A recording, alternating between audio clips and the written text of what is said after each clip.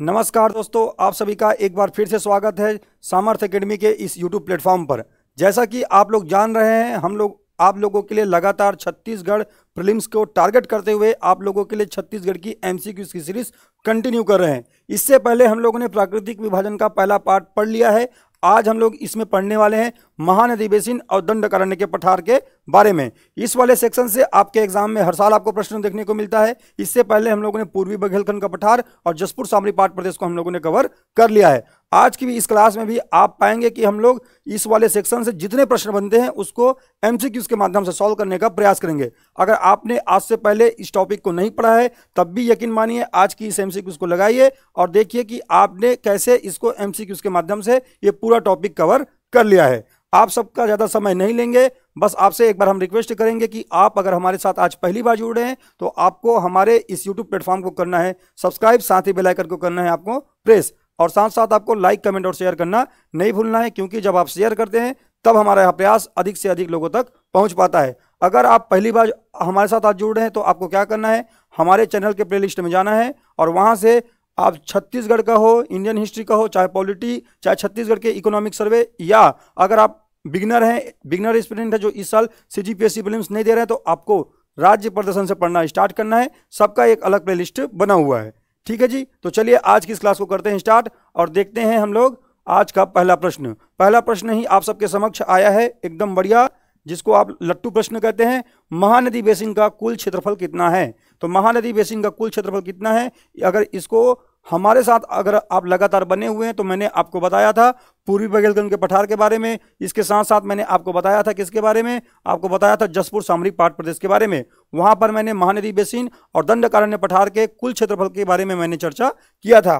तो चलिए एक बार फिर से हम लोग इस चर्चा को करते हैं और देखते हैं इस प्रश्न का सही जवाब क्या है। इस प्रश्न का सही जवाब होगा ऑप्शन नंबर ए, 68,064 वर्ग किलोमीटर क्षेत्र में किसका विस्तार आपको देखने को मिलता है? महानदी बेसिन का। महानदी बेसिन की अगर हम बात करते हैं, महानदी बेसिन, महानदी बेसिन की अगर हम बात करते हैं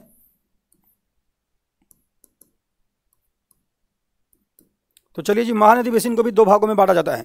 महानदी बेसिन की अगर कुल क्षेत्रफल की बात करें तो इसको कैसे याद रखेंगे, 68 लिखना है, फिर लास्ट में लिखना है 64। ठीक है, ऐसे आप लिख लेंगे और बीच में आप 0 लगा दीजिए। ठीक है, आपको पूरा पूरा ऐसे कंटिन्यू बोलने की आवश्यकता नहीं, कोई आपसे पूछ नहीं रहा है, आपको केवल वहां पर प्रश्न को सही करके आना है। अगर आप मेंस में भी लिखना चाहते हैं तब भी आप ऐसा याद रख सकते हैं। ठीक है, तो 68,064 करके याद रखेंगे। 68,064 वर्ग किलोमीटर क्षेत्र में इसका विस्तार आपको देखने को मिलता है। इसके अलावा परसेंटेज में अगर बात करेंगे तो 50.34% क्षेत्र में विस्तार देखने को मिलेगा आपको महानदी बेसिन का। इसको दो भागों में डिवाइड किया जाता है। एक को कहा जाता है क्या, एक को कहा जाता है सीमांत उच्च भूमि। क्या कहते हैं? सीमांत उच्च भूमि। और ये क्या है, इसको हम लोग जब हम मैप के माध्यम से देखेंगे तब आपको समझ में आ जाएगा सीमांत उच्च भूमि क्या है। और देखते हैं जी, इसको क्या कहते हैं, एक को कहते हैं छत्तीसगढ़ का मैदान। क्या कहते हैं? छत्तीसगढ़ का मैदान। तो आपको अच्छे से याद रखना है, छत्तीसगढ़ के मैदान और सीमांत उच्च भूमि दोनों ही महानदी बेसिन का पार्ट है, उनका उपभाग है। आपको याद रखना है महानदी बेसिन का। सीमांत उच्च भूमि की अगर क्षेत्रफल की बात करते हैं तो इसका कुल क्षेत्रफल है ना, इतना याद रखना है, 36,464 वर्ग किलोमीटर में विस्तार देखने को मिलेगा किसका? सीमांत उच्च भूमि का। जबकि आपको छत्तीसगढ़ के मैदान का कुल क्षेत्रफल अगर आपसे पूछा जाए तब आप याद रखेंगे 31,600 वर्ग किलोमीटर में आपको विस्तार देखने को मिलेगा किसका जी? तो वो है छत्तीसगढ़ के मैदान का। तो इसको भी दो भागों में बांट सकते हैं। और कैसे इसको याद रखना है, अगर किसी एक को याद रखेंगे और वहां जाकर के माइनस कर देंगे तो एक वाला क्षेत्रफल आपको निकल आएगा। इसको भी आप याद रख सकते हैं। अगर ऐसा नहीं करना है तो ये पूरे आंकड़े आप एक साथ याद रख सकते हैं। ठीक है जी, महानदी बेसिन की अगर बात करते हैं तो इसमें दुर्ग, रायपुर और बिलासपुर संभाग सम्मिलित होते हैं। ठीक है, आपको याद रखना है दुर्ग, रायपुर और बिलासपुर संभाग। ठीक है, मैं जिले की बात नहीं कर रहा हूँ, पूरे संभाग की बात कर रहा हूँ, इसको भी आपको याद रखना है। इसके अंतर्गत दुर्ग, रायपुर, बिलासपुर संभाग शामिल होते हैं। इसको अलग अलग भागों में बांट के पढ़ा जाता है। जैसे कि अगर मैं बात करूँ इसके उप विभागों के बारे में तो कैसे कैसे इसको बांटा गया है, इसको चलिए हम लोग देखते हैं। ठीक है, कैसे बांटा जाता है इसको, जैसे कि हमने देखा कि छत्तीसगढ़ का मैदान, तो मैदान वाले सेक्शन में आप क्या देखेंगे, मैदान वाले सेक्शन में इसको देखेंगे शिवनाथ महानदी दोआब, शिवनाथ नदी का शिवनाथ पार का मैदान, इसके अलावा आप देखेंगे महानदी पार का मैदान, और आप देखेंगे बिलासपुर का मैदान, और साथ ही आपको देखने को मिलेगा हसदो मांड का बेसिन। तो हम लोग देख लेते हैं इसमें क्या क्या आप देख सकते हैं। तो पहला आप देखेंगे, है ना, छत्तीसगढ़ के मैदान वाले सेक्शन में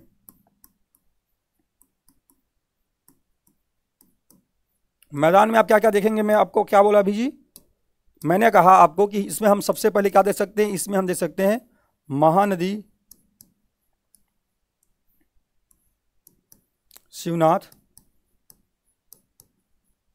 दोआब। अब ये क्या है, अभी मैं आपको जब मैप में बताऊंगा ना तब आपको समझ में आएगा कि ये क्या है। महानदी और शिवनाथ के बीच की जो उपजाऊ भूमि वाली जो क्षेत्र है उसको कहा जाता है महानदी और शिवनाथ का दोआब क्षेत्र। और इसके अलावा क्या है, इसके अलावा देखेंगे हम लोग क्या है जिसमें शिवनाथ पार का मैदान, शिवनाथ, अब ये क्या है इसको भी मैं बताऊंगा अभी, शिवनाथ पार का मैदान, ठीक है। और क्या आता है इसके अंतर्गत, आपको याद रखना है महानदी पार का सकरा मैदान, सकरा मैदान, बिलासपुर, ठीक है, क्या आएगा, बिलासपुर का मैदान, बिलासपुर का मैदान। और क्या आपको देखने को मिलेगा, इसमें देखने को मिलेगा हसदो मान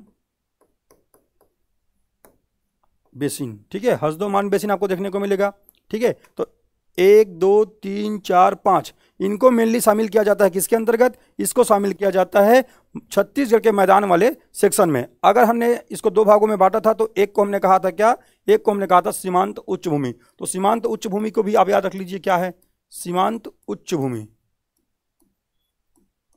नाम से ही समझ में आ रहा है कि सीमाओं में जो किसी भी चीज की जो सीमा होती है उसके अंत में जो स्थित हो उनको कहते हैं सीमांत। तो छत्तीसगढ़ के मैदान के चारों ओर जो आपको पर्वतों की श्रृंखला दिखाई देती है इन्हीं को कहा जाता है सीमांत उच्च भूमि। और इसमें कौन कौन सी चीजें शामिल है तो आपको याद रखना है, इसमें शामिल है सबसे पहला बात तो आपको याद रखना है मैकल श्रेणी। क्या शामिल है, मैकल पर्वत, मैकल पर्वत शामिल है, एक बात आपको याद रखना है।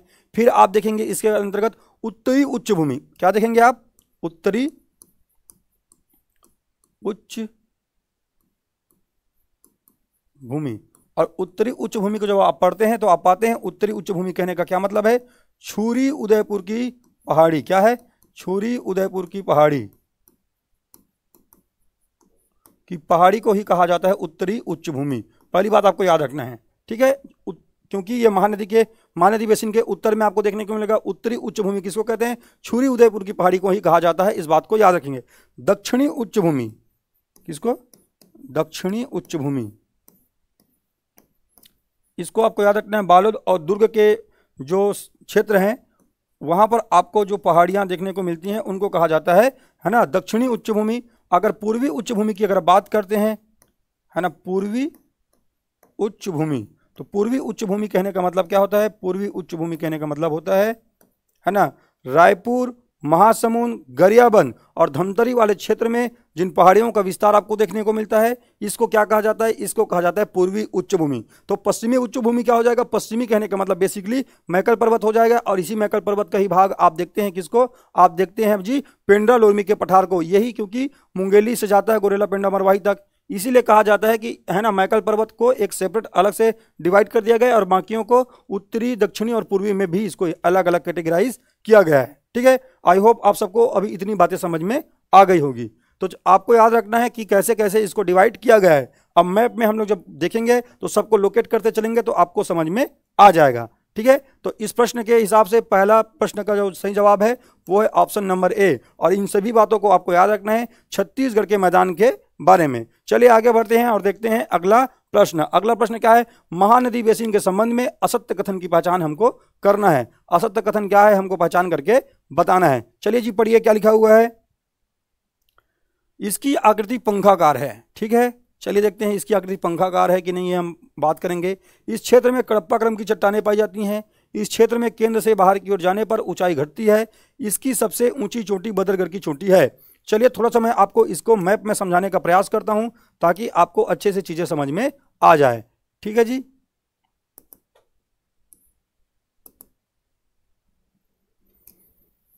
ये देखिए, ये है हमारा छत्तीसगढ़, प्यारा छत्तीसगढ़ हमारा। आपको याद रखना है ये छत्तीसगढ़ है। अब छत्तीसगढ़ में हमको याद रखना है कि किसको हम लोग कहेंगे सीमांत उच्च भूमि और किसको हम लोग कहेंगे छत्तीसगढ़ का मैदान।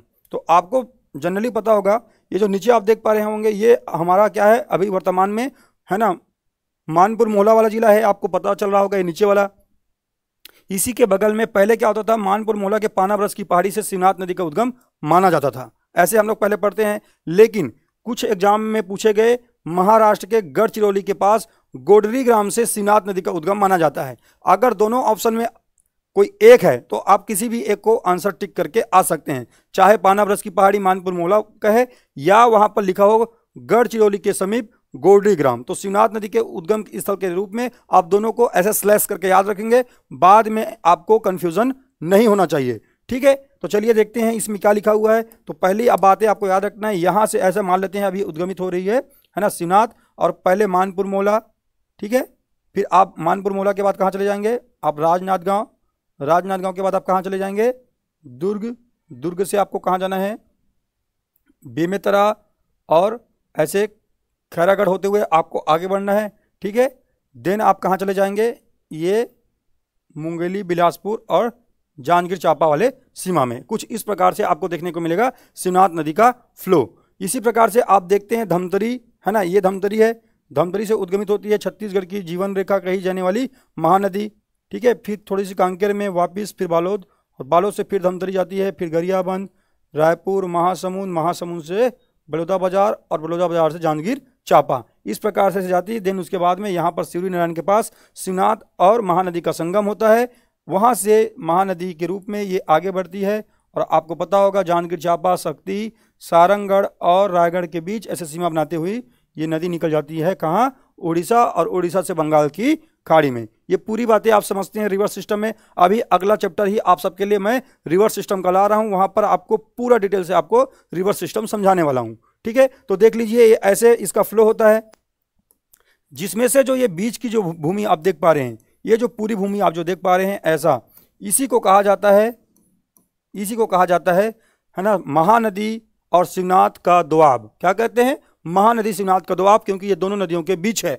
और ये जो शिवनाथ नदी के इस पार जो भूमि बसती है, कुछ भूमि ऐसे बसती है, ऐसे, इसको कहा जाता है शिवनाथ पार का मैदान। क्या कहते हैं, शिवनाथ पार का मैदान। जबकि अगर आप देखेंगे तो महानदी के इस पार जो छोटी सी ऐसी भूमि बसती है, इसको कहते हैं महानदी के पार का सकरा मैदान, जो मैंने आपको लिखवाया था। ठीक है, तो तीन मैदान आपको कैसे याद रखना है, एक बीच में याद रखना है, एक ऊपर में, और एक महानदी के इस पार। शिवनाथ नदी के ऊपर में शिवनाथ पार का मैदान, महानदी के इस पार महानदी के पार का मैदान या सकरा मैदान, और दोनों के बीच में शिवनाथ महानदी का दोआब। तो तीन मैदान आपको यहां पर अच्छे से याद रखना है। अब अगर हम बात करते हैं तो आपको देखने को मिलेगा, ये पूरा सेक्शन आपको देखने को मिलेगा,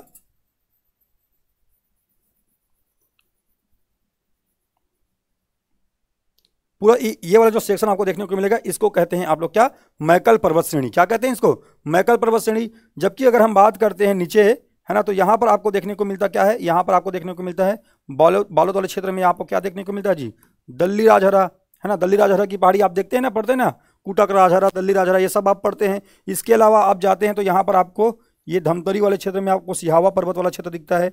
गरियाबंद जाते हैं तो आपको गरियाबंद में, है ना, बहुत सी पहाड़ियाँ दिखती है। ठीक है, भातीगढ़ की पहाड़ी, जैसे आप महासमुंद में आएंगे तो आपको शिशुपाल पर्वत देखने को मिलेगा, रदन की पहाड़ी आपको देखने को मिलेगा। ये जो सभी पहाड़ियां आप जो देखते हैं, इनको क्या कहते हैं, इनको कहते हैं सीमांत उच्च भूमि। क्या कहते हैं, सीमांत उच्च भूमि। तो जी ये बीच वाला जो सेक्शन है ये क्या है, ये बीच वाला सेक्शन पूरा क्या है, ये मैदान है। जबकि अगल बगल का जो ये सेक्शन आप देख रहे हैं सीमांत उच्च भूमि में, यहाँ पर आपको पहाड़ियाँ दिख रही है, छोटी छोटी पहाड़ियाँ, जिनकी खुद कुछ ऊंचाइयाँ होती हैं पहाड़ियों की, है ना। तो अगर मैं ये कहूँ कि सेंटर से अगर मुझे बाहर निकलना है, पहली बात आप इस कॉन्सेप्ट को समझेंगे, अगर सेंटर से मुझे से बाहर निकलना है तो ऊंचाई में बढ़ोतरी होगी कि इसमें ये ऊंचाई जो है घटेगी जी, आप बताइए मुझे।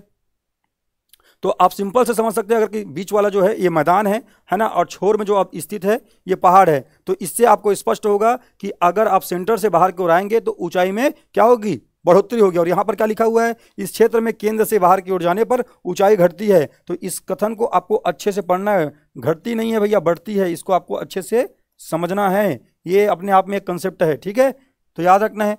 और आपको जब मैंने छत्तीसगढ़ के भूगर्भिक चट्टान के बारे में बताया, तब मैंने आपको बताया था ये पूरा सेक्शन जिसको आप लोग है ना महानदी बेसिन के रूप में जानते हैं, ये पूरा बेसिन क्या होता है, ये पूरा बेसिन है ना कडप्पा क्रम की चट्टानों से निर्मित है, जिसके कारण आपको इस क्षेत्र में चूना पत्थर और डोलोमाइट का खनिज आपको प्राप्त होता है, ऐसे हमने पढ़ा था। तो इस क्षेत्र में कडप्पा क्रम की चट्टानें पाई जाती है। जी हाँ, इस क्षेत्र में कडप्पा क्रम की चट्टानें पाई जाती है, इस बात को भी आपको अच्छे से याद रखना है। इसकी आकृति पंखाकार है, तो आपको याद रखना है इसकी आकृति पंखाकार का है, चाहे कह दे वो एग्जाम में चापाकार, क्या कहते हैं, चापाकार, दोनों ही आपको याद रखना है। पंखाकार का है या चापाकार का है, दोनों ही कथन सही हो जाएगा। पंखाकार इसकी आकृति मानी जाती है। इसकी सबसे ऊंची चोटी बदरगढ़ की चोटी है। तो आपको मैं बता दूं, मैकल पर्वत श्रेणी की सबसे ऊंची चोटी कवर्धा जिले में आपको पढ़ने को मिलती है, जिसको आप लोग क्या कहते हैं, जिसको आप लोग कहते हैं बदरगढ़ की चोटी। और बदरगढ़ की चोटी की ऊंचाई कितनी है, 1176 मीटर की ऊंचाई के साथ ये छत्तीसगढ़ के मैदान या महानदी बेसिन की सबसे ऊंची चोटी है। मैं पूरे छत्तीसगढ़ की नहीं कह रहा हूं, पूरे छत्तीसगढ़ की सबसे ऊंची चोटी सामरीपाट प्रदेश में स्थित गौलाटा की चोटी है। जबकि आपको मैंने अभी बताया महानदी बेसिन की 1176 मीटर ऊंचाई के साथ सबसे ऊंची चोटी कौन है, सबसे ऊंची चोटी है, आपको याद रखना है ना, बदरगढ़ की चोटी, जो कि कवर्धा में आपको देखने को मिलता है। कवर्धा भी आपको याद रखना है, कौन सा जिला है, कबीरधाम या कवर्धा,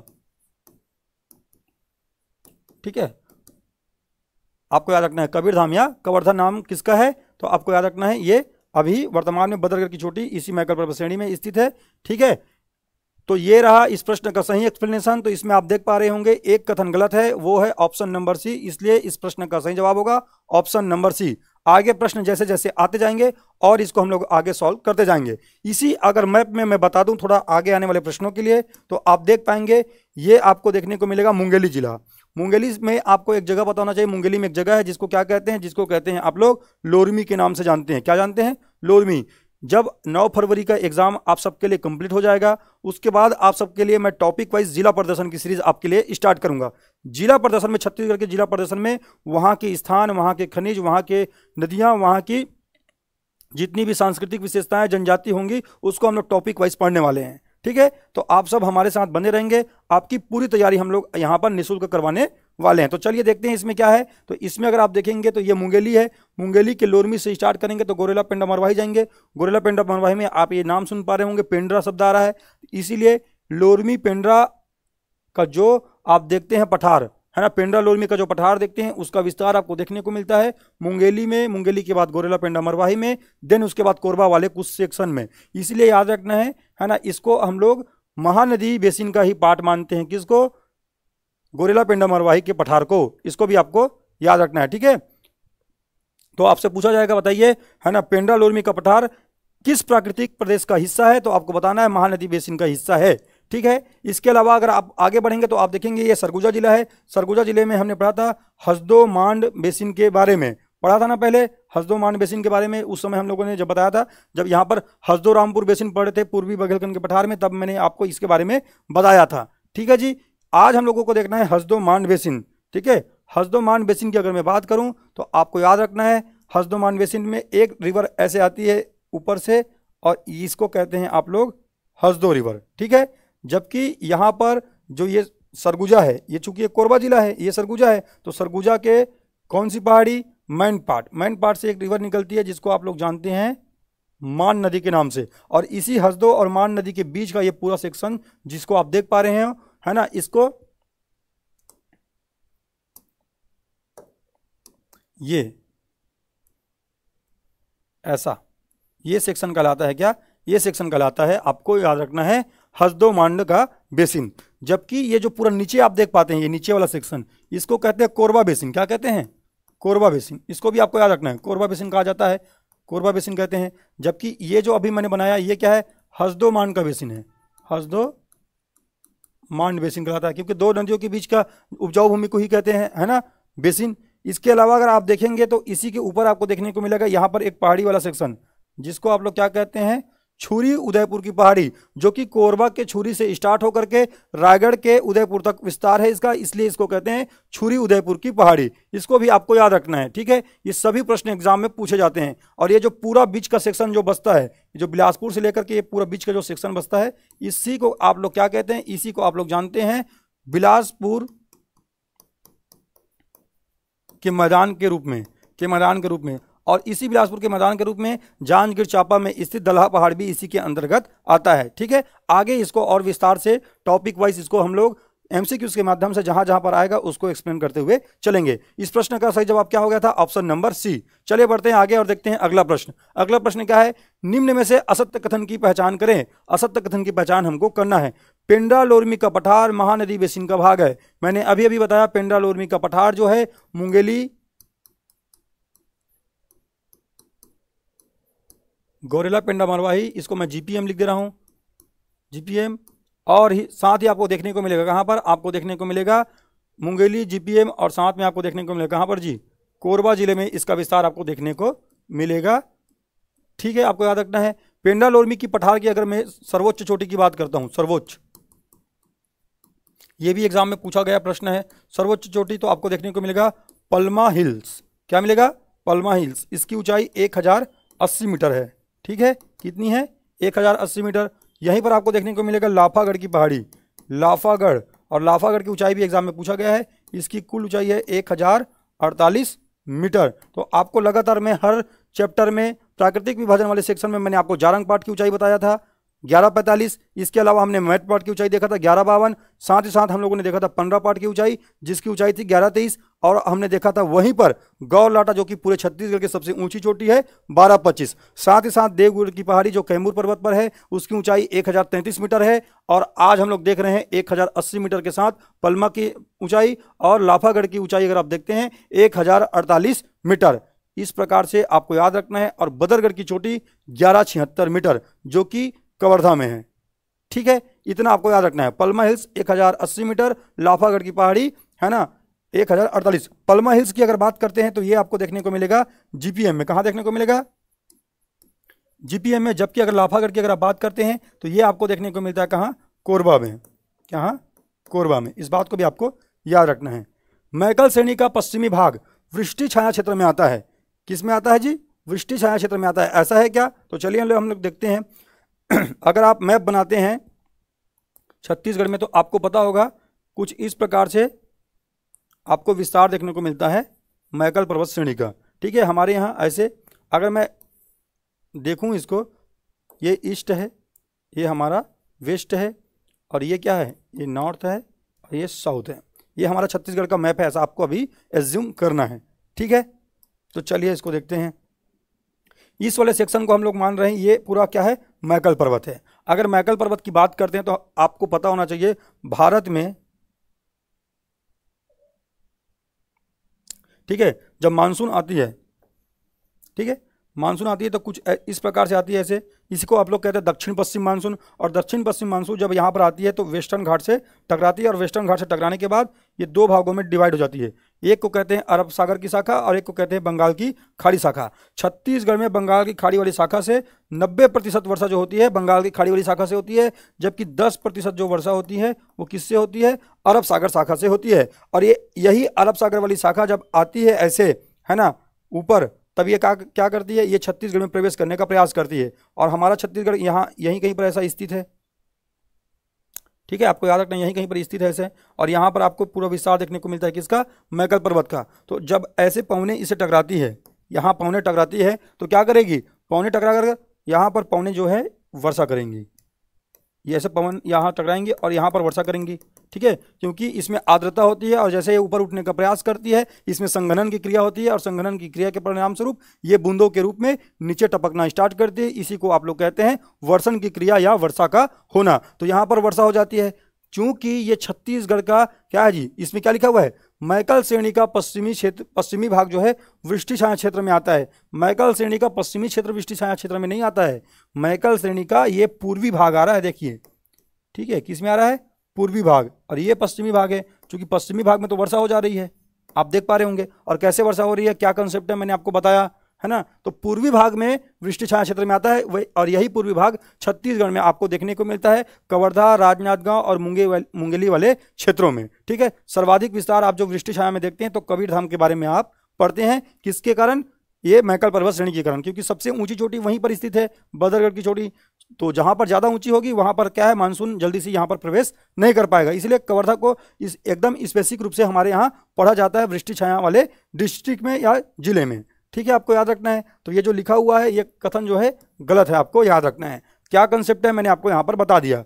छुरी उदयपुर की पहाड़ी का विस्तार कोरबा से रायगढ़ तक है। तो मैंने अभी पिछले ही स्लाइड में आपको बताया था, ये जो है छुरी उदयपुर की पहाड़ी है, इसी को कहते हैं, है ना। और ये छुरी उदयपुर की पहाड़ी का विस्तार कोरबा की छुरी से लेकर के अभी वर्तमान में रायगढ़ के उदयपुर तक इसका विस्तार आपको देखने को मिलता है। तो जी हाँ, ये कथन भी सही है, आपको याद रखना है। महानदी बेसिन में लाल, पीली व काली मिट्टी पाई जाती है। इससे पहले भी हम लोगों ने मृदा वाला चैप्टर कवर कर लिया है। अगर आप देखते हैं तो आपको पता होगा, ये मैकल श्रेणी वाला जो रेंज है, यहाँ पर आपको काली मिट्टी देखने को मिलती है, और इस पूरे सेक्शन में आपको देखने को मिलता है क्या, लाल पीली मिट्टी। और लाल पीली मिट्टी को आपको छत्तीसगढ़ में मटासी के नाम से जानते हैं, जबकि वही काली मिट्टी को कन्हार मिट्टी के नाम से जानते हैं। ये पूरी बातें हमने मिट्टी वाले टॉपिक में पहले ही कवर कर लिया है। तो अगर आप हमारे साथ लगातार जुड़े हुए हैं तो आपको ये प्रश्न बनाने में कोई भी कठिनाई नहीं आई होगी। ठीक है, इस प्रश्न का सही जवाब है ऑप्शन नंबर बी। ठीक है, चलिए बढ़ते हैं अगले प्रश्न की ओर। मैकल पर्वत के संबंध में असत्य कथन की पहचान हमको करना है। इसका विस्तार राजनांदगांव से गौरेला पेंडा मरवाही जिले तक है। तो आपको पता होगा गौरेला पेंडा मरवाही तक है, मैंने आपको बताया था, है ना। तो इसके अंतर्गत कौन कौन से जिला शामिल हो जाएगा, तो पहले तो आपको याद रखना है राजनांदगांव आ जाएगा, राजनांदगांव। राजनांदगांव के बाद आपको कहाँ जाना है, ऊपर आप जाएंगे तो राजनांदगांव से ऊपर क्या देखेंगे आप लोग, खैरागढ़, छुई खदान, गंडई जिला देखेंगे। उसके ऊपर अगर आप जाएंगे तो आपको देखने को मिलेगा क्या, यहाँ पर आपको देखने को मिलेगा कवर्धा जिला। ठीक है, कवर्धा से ऊपर आप जाएंगे तो आपको देखने को मिलेगा मुंगेली, मुंगेली से आप ऊपर जाएंगे तो आपको देखने को मिलेगा जीपीएम। तो इन जिलों में आपको विस्तार देखने को मिलता है मैकल पर्वत श्रेणी का, इसको आपको याद रखना है। ठीक है, बदरगढ़ की चोटी इसकी सबसे ऊंची चोटी है, आप सबको मैंने बताया था बदरगढ़ की चोटी सबसे ऊंची चोटी है, जो कि इस कवर्धा जिले में स्थित है। और इसकी ऊंचाई कितनी है, हमने अभी देखा था कुछ देर पहले, कितनी ऊंचाई है इसकी जी, 1176 मीटर बदरगढ़। ठीक है, आपको याद रखना है। ये भी कथन सही है, ये भी सही है। प्रज्ञागिरी की पहाड़ी भी इसका प्रमुख भाग है। तो आप सबको मैं बता दूं, राजनांदगांव जिले में प्रज्ञागिरी की पहाड़ी स्थित है, जिसकी ऊंचाई आप देखेंगे तो डोंगरगढ़ पहाड़ी की ऊंचाई पूछा जाता है 704 मीटर। और इसी प्रज्ञागिरी की पहाड़ी पर आप पढ़ते हैं, यहाँ पर गौतम बुद्ध की एक प्रतिमा है। डोंगरगढ़ अगर आप जाते हैं माँ बमलेश्वरी के दर्शन करने के लिए तो वहीं पर आपको पीछे प्रज्ञागिरी की पहाड़ी दिख जाएगी, जहां पर आप देखेंगे गौतम बुद्ध की प्रतिमा। आपको याद रखना है प्रज्ञागिरी की पहाड़ी, है ना, ये मैकल पर्वत श्रेणी का ही एक विस्तार है, जो कि कहाँ है, राजनांदगांव जिले में। इसके अलावा यहीं पर चंद्रगिरी की पहाड़ी है, प्रज्ञागिरी के पहाड़ी के पास, यहीं पर कुंदल की पहाड़ी स्थित है। ठीक है, ये सभी पहाड़ियां राजनांदगांव में ही स्थित आपको देखने को मिलेंगी।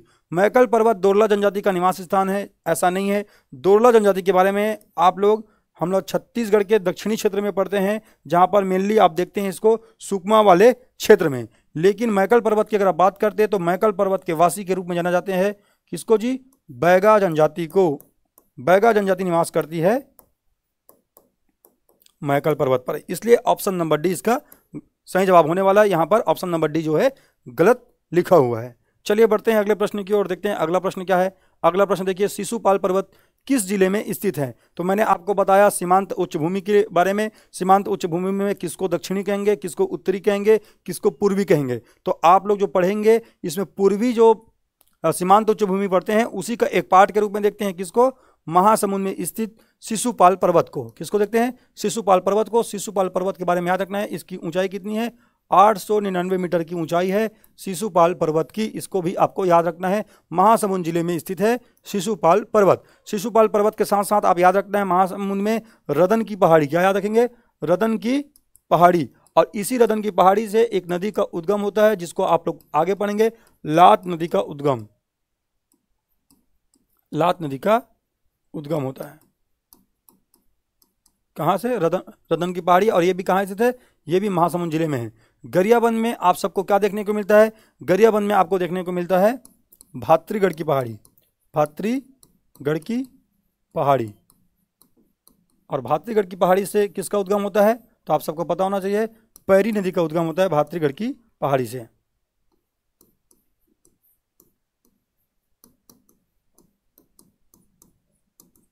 ठीक है। धमदरी की अगर बात करते हैं तो धमदरी में जो स्थित है उसको आप कहते हैं सिहावा पर्वत। क्या कहते हैं? सिहावा पर्वत। और सिहावा पर्वत के पूर्वी छोर से छत्तीसगढ़ की जीवनदायिनी या छत्तीसगढ़ की जीवन रेखा कही जाने वाली महानदी का उद्गम होता है। और ये फरसिया नामक स्थान में, है ना, गणेश घाट नामक स्थान से उद्गमित होती है। कौन सी नदी? महानदी। इसको भी आपको याद रखना है। बालोद की अगर बात करते हैं तो बालोद में आप देखते हैं राजहरा की पहाड़ी। राजहरा की पहाड़ियाँ आपको देखने को मिलती है कहाँ पर? बालोद वाले सेक्शन में। इसके साथ साथ आप लोग देखते हैं, है ना, बालोद वाले सेक्शन में ये जो राजहरा की पहाड़ियाँ हैं, इसी के साथ साथ आप यहाँ पर दल्ली राजहरा की पहाड़ियाँ जो पढ़ते हैं ना, ये उसी की बात हो रही है, आपको याद रखना है बालोद में। तो ये सभी प्रश्न एग्जाम में बनते हैं। आपको टॉपिक वाइज हम लोग जब पर्वत वाले श्रृंखला में आएंगे वहाँ पर एक बार रिपीट करेंगे, लेकिन प्राकृतिक प्रदेश के अंतर्गत इसको आपको पढ़ते हुए चलना है। ये सब एग्जाम में मैच द फॉलोइंग में आपको वन लाइनर इफेक्ट में किसी भी रूप में आपको एग्जाम में पूछा जा सकता है। ठीक है, तो चलिए बढ़ते हैं अगले प्रश्न की ओर। देखते हैं अगला प्रश्न क्या है। अगला प्रश्न है दल्ली राजहरा में कौन सा खनिज पाया जाता है? दल्ली राजहरा की अगर बात करते हैं तो आपको पता होगा दल्ली राजहरा की पहाड़ी, है ना, बालोद जिला, जहां पर आपको देखने को मिलता है कौन सा? लोहा। ठीक है, कौन सा खनिज देखने को मिलता है? लोहा। आपको याद रखना है। ठीक है जी, चलिए बढ़ते हैं आगे। अगले प्रश्न, सिंदूर गिरी की ऊंचाई कितनी है? आपसे पूछा जा रहा है सिंदूर गिरी।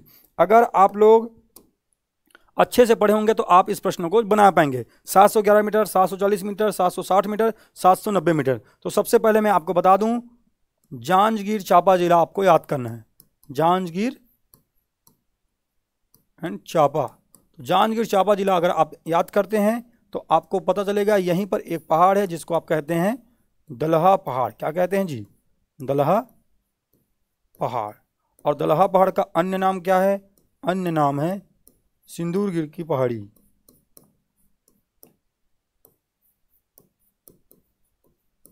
सिंदूर गिरी की पहाड़ी, इसको आपको याद रखना है। ठीक है, इसके अलावा आपको क्या क्या याद रखना है? और तो आपको याद रखना है ऊंचाई, हाईएस्ट पीक। हाईएस्ट पीक कितनी है इसकी? तो आपको याद रखना है 760 मीटर की ऊंचाई है दलहा पहाड़ की। इस बात को भी आपको अच्छे से याद रखना है। लोकेशन याद रखना है कौन सा जिला है। इसके अलावा इसका अन्य नाम क्या है, ऊंचाई क्या है, इसको याद रखना है। यहाँ पर कब मेला लगता है? मेले का आयोजन होता है। मेला का आयोजन, ये भी पूछा गया प्रश्न है। मेला का आयोजन होता है, कब होता है? तो याद रखना नाग पंचमी के अवसर पर होता है।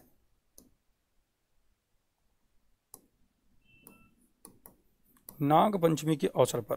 ठीक है, नाग पंचमी में लगता है मेला। और कहाँ पर लगता है? जांजगीर चांपा में, दलहा पहाड़ के पास। और इसका अन्य नाम है सिंदूरगिरी की पहाड़ी। इसकी ऊंचाई है 760 मीटर। कितनी ऊंचाई है? 760 मीटर की ऊंचाई है। आपको याद रखना है किसके बारे में? सिंदूरगिरी की पहाड़ी के बारे में। 760 मीटर की ऊंचाई है, इसको आपको ठीक है जी। तो आपको याद रखना है 760 मीटर की ऊंचाई है दलहा पहाड़ की। ठीक है, चलिए बढ़ते हैं आगे और देखते हैं अगला प्रश्न क्या है। बोराई और लीलागार नदियों के बीच कौन सी पहाड़ी स्थित है? तो आपको मैं बता दूं, अगर आप जांजगीर चांपा जिले में जाएंगे तो जो आप देखेंगे ये दलहा पहाड़। ठीक है, तो दलहा पहाड़ के बारे में आपको पता होगा। आप जब रिवर सिस्टम पढ़ते हैं तो आपको पता होगा बिलासपुर और जांजगीर चांपा के बीच एक नदी सीमा बनाती है जिसको कहते हैं आप लोग लीलागार नदी। क्या कहते हैं? लीलागार, जिसको प्राचीन समय में निडला नदी के नाम से जाना जाता था। जब आप पढ़ते हैं छत्तीसगढ़ के इतिहास में तो लीलागार नदी, जिसकी लंबाई 135 किलोमीटर आप देखते हैं। ठीक है, लीलागार नदी जो कि बिलासपुर और जांजगीर एंड चांपा के बीच में सीमा रेखा बनाती है। और यहाँ पर मैनपाट से उद्गमित होकर के कौन सी नदी आ रही है? मैनपाट से उद्गमित होकर के इधर लास्ट में आपको देखने को मिलता है इधर मान नदी। और मान नदी से पहले आपको एक रिवर देखने को मिलती है जिसको आप कहते हैं बोराई नदी। क्या कहते हैं? बोराई नदी। तो ये जब आप देखते हैं तो ये जो होता है शिवनाथ की सहायक होती है लीलागार। और लीलागार जो है सबसे लंबी सहायक नदी है किसकी? शिवनाथ की। जबकि ये दोनों जांजगीर चांपा में यहाँ पर महानदी के साथ मिलते हैं। और महानदी जब ऐसे आगे बढ़ती है तो महानदी के सहायक के रूप में देखते हैं बोराई को और साथ ही मान नदी को। आप ऐसा पढ़ते हैं, इसलिए आपको पता चल रहा होगा कि बिलासपुर में और जांजगीर चांपा के बीच सीमा रेखा बनाने वाली लीलागार, और जांजगीर चांपा जिले में ही अगर आप आगे बढ़ते तो आपको देखने को मिलता है क्या? बोराई रिवर। तो ये बोराई रिवर और किसके बीच में? आपको देखने को मिलता है लीलागढ़ नदी के बीच में दलहा पहाड़। तो इस प्रश्न का सही जवाब है दलहा पहाड़। 760 मीटर की ऊंचाई कहाँ पर है? जांजगीर चांपा में। नागपंचमी में मिला सिंदूरगिरी की पहाड़ी इसका अन्य नाम। ठीक है। शिशुपाल पर्वत की अगर आप बात करते हैं तो शिशुपाल पर्वत के बारे में मैं आपको बता दूं, ये जो पर्वत आप देख पाते हैं 899 मीटर की ऊंचाई, जिला महासमुंद। आपको मैंने अभी और बताया था। सिरोली डोंगरी की अगर बात करते हैं तो ये आपके लिए नया हो सकता है, मैं बता दूं ये आप स्थित है सारंगगढ़ में। सारंगगढ़ में स्थित है, आपको याद रखना है सारंगगढ़ में। ठीक है। बदरगढ़ की चोटी की अगर बात करते हैं तो ये है कबीरधाम जिला में।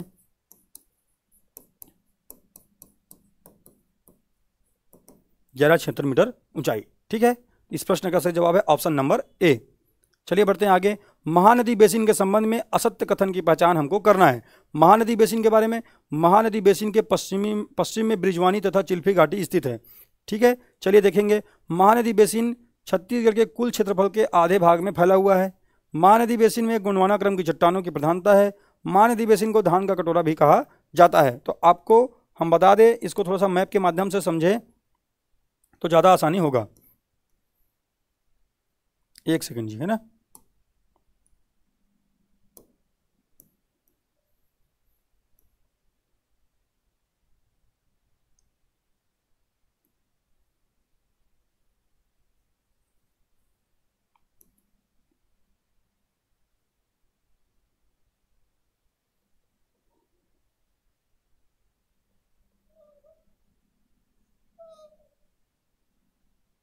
कुछ इस प्रकार से आपको हमारा छत्तीसगढ़ देखने को मिलता है। ठीक है। आप लोगों को भी पता होगा कि ऐसे ही हमारा छत्तीसगढ़ दिखता है ना। एकदम एग्जैक्ट तो नहीं बन पाया है, लेकिन आपको ऐसे समझना है। यहाँ पर आपको पता होगा ये है हमारा राजनांदगांव जिला। ठीक है। क्या है? राजनांदगांव। और ये ऊपर आप देख पाते हैं ये है कवर्धा, क्या कबीरधाम। ठीक है। कबीरधाम डिस्ट्रिक्ट। तो आप सबको पता होना चाहिए कबीरधाम में ही स्थित है चिल्फी घाटी। क्या स्थित है? चिल्फी घाटी। अगर आपको मैं बताऊं, ये जो बाघ नदी वाला जो क्षेत्र देखते हैं उससे ऊपर अगर आप आते हैं थोड़ा सा राजनांदगांव में, तो आपको एक नेशनल हाईवे देखने को मिलता है, नेशनल हाईवे नंबर 53। क्या देखते हैं? National highway number 53। और ये जो नेशनल हाईवे नंबर 53 जो महाराष्ट्र और राजनांदगांव के बीच जिस घाटी से होकर गुजरती है, इसको कहा जाता है ब्रिजवानी घाटी। क्या कहते हैं? ब्रिजवानी घाटी।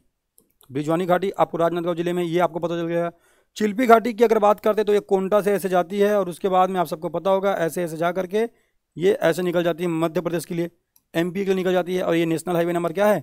नेशनल हाईवे नंबर 30 है। इसको भी आपको पता होगा। तो दो घाटी है, चिल्फी घाटी और ब्रिजवानी घाटी। नेशनल हाईवे नंबर 30 निकलती है चिल्फी घाटी से मध्य प्रदेश के लिए, ब्रिजवानी घाटी निकलती है, ब्रिजवानी घाटी से नेशनल हाईवे नंबर 53 निकलती है जो कि जाती है महाराष्ट्र के लिए। ठीक है। तो दोनों अलग स्टेट जाते हैं। नेशनल हाईवे नंबर 30 कहाँ जा रही है? एमपी जा रही है, जबकि नेशनल हाईवे नंबर 53 कहाँ जा रही है? महाराष्ट्र। और महाराष्ट्र जाने वाली नेशनल हाईवे पर कौन सी घाटी है? ब्रिजवानी घाटी है। जबकि नेशनल हाईवे नंबर 30 जिस घाटी से निकलती है उसको कहते हैं आप लोग चिल्फी घाटी, जो कि कबीरधाम जिले में आपको देखने को मिलता है। इस प्रकार से आप देखेंगे ये पूरा सेक्शन जो है, ये बीच वाला पूरा सेक्शन हमारे किसके रूप में देख रहे हो आप? अभी देख रहे हैं महानदी बेसिन के रूप में। तो महानदी बेसिन का पश्चिमी ही छोर तो है ब्रिजवानी तथा चिल्फी घाटी। तो ये पहला जो कथन है सही हो जाएगा। महानदी बेसिन छत्तीसगढ़ के कुल क्षेत्रफल के आधे भाग में, तो आपको पता है 50.34% क्षेत्र में जिसका विस्तार हो वो आधा ही तो हो जाएगा जी। ठीक है। इसलिए यह कथन भी सही है।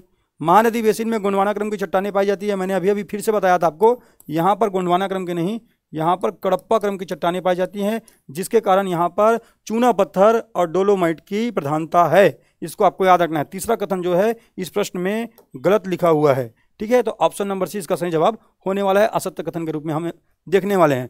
महानदी बेसिन को धान का कटोरा भी कहा जाता है। तो महानदी बेसिन को धान का कटोरा कहा जाता है। अगर आप पढ़ेंगे तो आप पूछ सकते हैं मुझको कि छत्तीसगढ़ को धान का कटोरा कहा जाता है। जी हाँ, छत्तीसगढ़ को धान का कटोरा कहा जाता है, लेकिन ये कोई एकदम परमानेंट या फिक्स चीज नहीं है। ये क्या होता है? ये होता है एक प्रकार का उपाधि, ये एक प्रकार की संज्ञा कि हम लोग उस क्षेत्र विशेष में किसी चीज़ की प्रधानता के कारण उसको ऐसा नाम दे देते हैं। तो छत्तीसगढ़ की मेनली अगर आप देखते हैं तो ये महानदी बेसिन वाला क्षेत्र ही सबसे ज़्यादा लाल पीली मिट्टी के लिए, है ना, विख्यात है। यहीं पर लाल पीली मिट्टी मिलती है और यहीं पर धान की खेती सबसे ज़्यादा होती है। यही कारण है कि छत्तीसगढ़ में महानदी बेसिन को धान का कटोरा कहा जाता है ना। बाउल ऑफ राइस कहा जाता है, आपको याद रखना है। किसको? छत्तीसगढ़ में महानदी बेसिन को। इसलिए इस प्रश्न के हिसाब से ऑप्शन नंबर सी इसका सही जवाब होने वाला है। ठीक है जी, चलिए बढ़ते हैं आगे और देखते हैं अगला प्रश्न क्या है। अगला प्रश्न देखते हैं, महानदी बेसिन के संबंध में निम्न कथनों पर विचार आपको करना है। इसका विस्तार छत्तीसगढ़ के 50.34% में है, मैंने आपको बताया है। जी हाँ, इसका ढाल उत्तर पूर्व की ओर। किसी भी क्षेत्र का अगर ढाल आपको पहचानना है तो वहां पर प्रवाहित होने वाली नदियों को आपको देखना है। ठीक है, तो अगर आप देखते हैं धमतरी के सिहावा से उद्गमित होकर के ऐसे महानदी का फ्लो होता है, छत्तीसगढ़ के 11 जिलों में ऐसे जाती है, उसके बाद निकल करके ऐसे उड़ीसा चली जाती है। ऐसा आप देखते हैं महानदी को, तो कैसा दिख रहा है? पहले तो ये ऐसे उत्तर की ओर जा रही है, नॉर्थ की ओर, देन कैसे जा रही है? ईस्ट की ओर। तो एग्जाम में अगर ऐसा लिखा हो उत्तर पूर्व की ओर, तो सबसे ज़्यादा करेक्ट आंसर उत्तर पूर्व हो जाएगा। लेकिन अगर उत्तर पूर्व ना लिखे एग्जामिनर, तो वो डायरेक्ट लिख सकता है पूर्व की ओर है। ठीक है, पूर्व की ओर है, तब भी इसका जवाब सही हो जाएगा, क्योंकि अंतिम रूप से कहाँ पे जा रही है? वो पूर्व दिशा की ओर जा रही है, आपको याद रखना है। तो क्या पूछा जा रहा है? इसका ढाल उत्तर पूर्व की ओर है। जी हाँ, इसका ढाल जो है उत्तर पूर्व की ओर है, ये कथन भी सही है। इसके पश्चिम में काली मृदा पाई जाती है। तो आपको मैंने अभी बताया, अगर ये पूरा सेक्शन, बीच वाला सेक्शन अगर महानदी बेसिन है, ठीक है, तो इधर मैकल पर्वत वाले क्षेत्र में आपको क्या देखने को मिलता है? यहीं पर तो आपको काली मृदा देखने को मिलता है। हमने लगातार इस पर चर्चा किया है। तो इससे क्या हो जाता है, ये जो क्षेत्र क्या है आप देख पा रहे होंगे, महानदी बेसिन का क्या है? ये वेस्ट है, तो पश्चिम में ही तो मिल रहा है काली मृदा, इसलिए ये कथन भी सही है। इस हिसाब से इस प्रश्न में सभी विकल्प जो हैं सही दिए गए हैं। ठीक है, आपको अच्छे से याद रखना है। चलिए आगे बढ़ते हैं। निम्नलिखित भौतिक प्रदेशों का पूर्व से पश्चिम का सही क्रम हमको बताना है।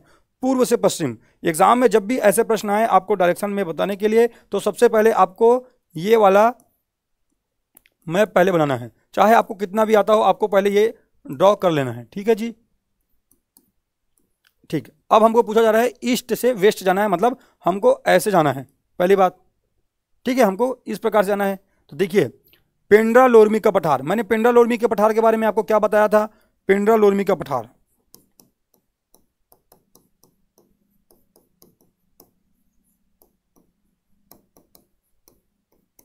मैंने बताया पेंड्रा लोरमी पठार के बारे में आपको। इसका विस्तार कितने जिलों में? तो मैंने बताया पहले तो मुंगेली में, क्योंकि लोरमी पड़ता है मुंगेली में। उसके बाद आप देखते हैं इसको जीपीएम में, गोरेला पेंडा मरवाई में। देन आप कहाँ देखते हैं इसको? कोरबा में। ठीक है, कोरबा में। चलिए अब आगे देखते हैं। इसके बाद आप यहाँ पर क्या लिखा हुआ है? कोरबा बेसिन। कोरबा बेसिन का विस्तार तो आपको देखने को मिलता है मेनली कहाँ पर? कोरबा में ही। ठीक है, कोरबा बेसिन। ठीक है, मेनली आपको इसको कोरबा याद रख सकते हैं, कोरबा में। ठीक है, इसके अलावा आपको दिख रहा है केलो मांड बेसिन। क्या है? केलो मांड बेसिन। तो चलिए इसको थोड़ा सा अब मैं आपको मैप में समझा दूं, कहां पर कौन कौन से रिवर प्रवाहित हो रही है, उससे आपसे ये प्रश्न बन जाएगा।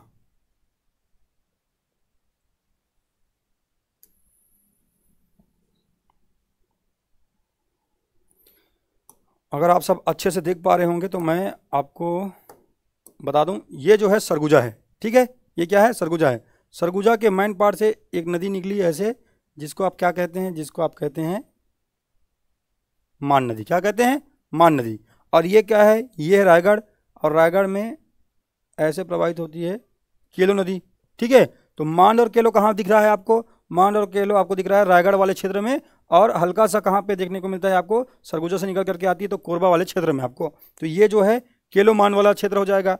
यहाँ पर आपको मैंने बताया था, ये जो पूरा क्षेत्र पड़ता है कोरबा में, इसको कहते हैं कोरबा बेसिन। जबकि आप देख पा रहे होंगे मुंगेली से स्टार्ट होकर करके कहाँ पे जा रही है?